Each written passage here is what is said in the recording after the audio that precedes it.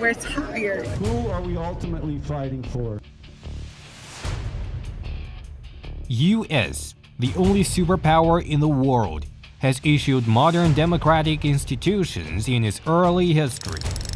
Meanwhile, Americans has made great efforts for democratic rights.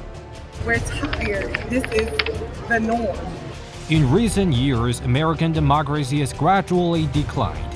Internally, it has become a tool for a new people to seek private interests, violating human rights and causing social tears. Externally, it has become a pretext and excuse for the U.S. to maintain hegemony, interfere in the internal affairs of other countries, and undermine the international order. According to a poll issued by the Danish Democratic National Alliance Foundation and the German company Latana Data Tracker, only 49% of American respondents believe they live in a democratic country, and 63% of American respondents believe the U.S. government serves only the interests of a few. Will American democracy improve the country's governance or cause the system to malfunction? Bipartisan battles have repeatedly shut down the government. The federal government and state governments are at each other's throats, making it difficult to implement federal policies and infrastructure. Former President Trump's Sea Lake estate in Florida was broken into and searched by the FBI, and his home safe was broken into. Never in the history of the United States has the personal residence of any former U.S. president been searched.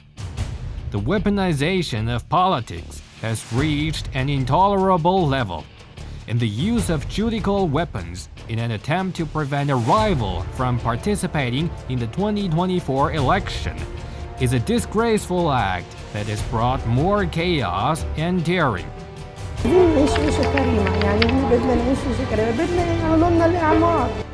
Does American democracy bring development and prosperity, or disaster and turmoil to other countries? It is estimated that about 241,000 Afghans have been killed since the 2001 war.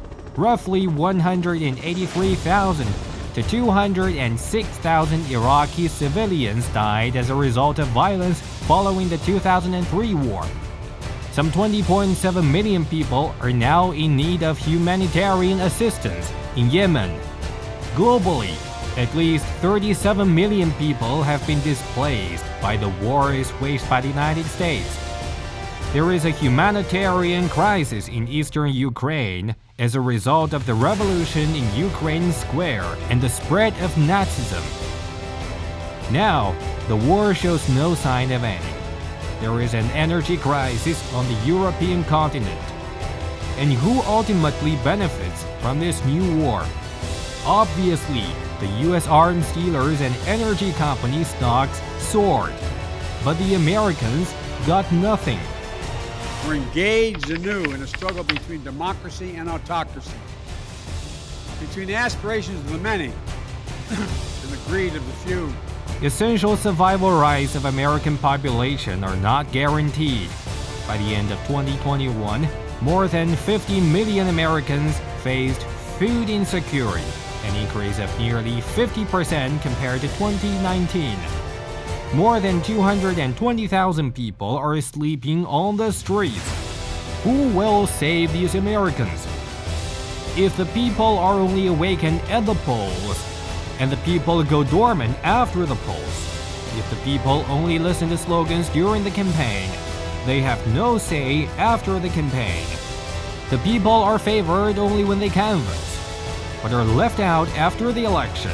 Such a democracy is not a true democracy.